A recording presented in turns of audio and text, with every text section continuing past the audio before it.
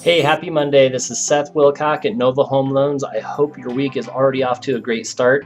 I wanted to do another video just because I had a lot of good response and a lot of good feedback from the other video that I created and sent out on my Monday motivation video. So this week I want to talk about how to overcome some of the objections that we're hearing in the marketplace. So I had a few meetings last week, and the one that just keeps coming up is people are concerned about the market, concerned about where we're headed, and really not sure if it's a good time to buy.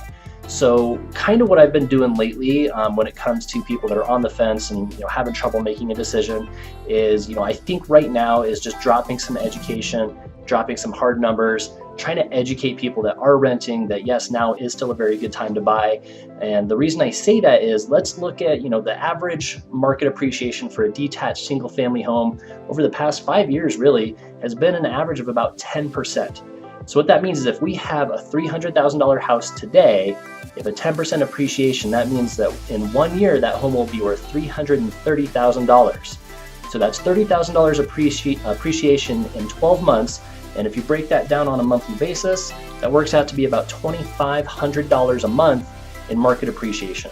So if you have a renter that is concerned about breaking their lease and they say, hey, my lease is going to cost $2,000 or $4,000 to break, and I'm not going to be able to break that for another I'm not going to be out of my lease for another 6 months. It's like, okay, well, would you rather lose, over a 6-month period, would you rather lose, what would that be, $15,000 in market appreciation, or would you rather hang on to your $2,500, security deposit? So these are some kind of numbers that we can drop on people. I read this article recently on CNBC that was basically saying, a lot of people that it's cheaper to rent.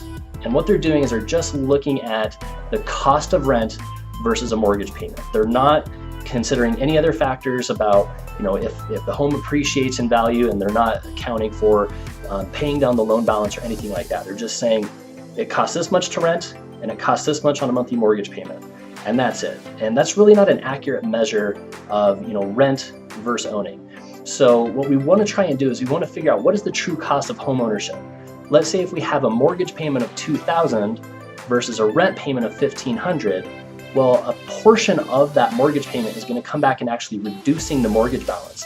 Let's assume that on a $2,000 a month mortgage payment, you're going to keep about $500 of that mortgage payment by lowering the balance, and then $1,500 goes off to interest and mortgage insurance or whatever else, other kinds of costs associated.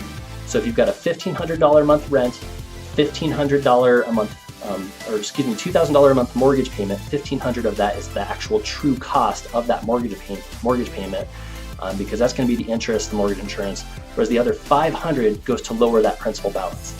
In addition to that, if the home is still appreciating it in that same scenario, $2,500 a month, but your mortgage payment is $2,000, if you pay your mortgage balance down by $500 and the home appreciates $2,500, well, technically that's a benefit of $3,000 minus your cost of $1,500. So you're technically making $1,500 a month simply by living in the house, or you can pay $1,500 a month for rent and literally get no benefit and no return on that. So anyway, I just wanted to give you some additional fuel for the fire. Keep fighting the good fight. Keep talking to people. But I wanted to just give you some additional ideas to maybe help you overcome some of the objections that I know I'm hearing. I'm sure you're probably hearing it as well. And anyway, if you have any other questions on that, let me know. Something that we do, or something that I do as well, we have a rent versus own analysis that we can provide. So if you have any clients that are trying to figure out, hey, is it a better idea to rent or is it a better idea to own?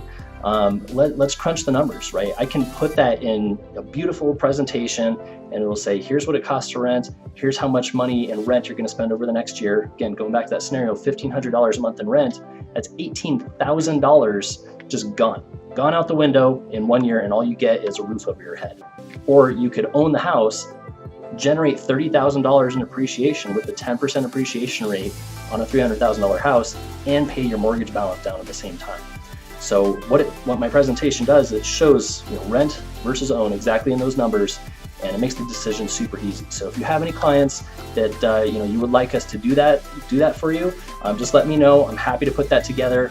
I'm happy to have these types of conversations with any clients in case you've been talking to them until you're numb in the face and they're just not listening to you or taking your advice. So anyway, call me with any questions. Hopefully that makes sense, and I hope the rest of your week is just awesome. I hope you're just going out there crushing it, talking to a lot of people, and helping a lot of people at the same time. So thank you again for watching the video. Hopefully you're finding these helpful, and we'll see you next time.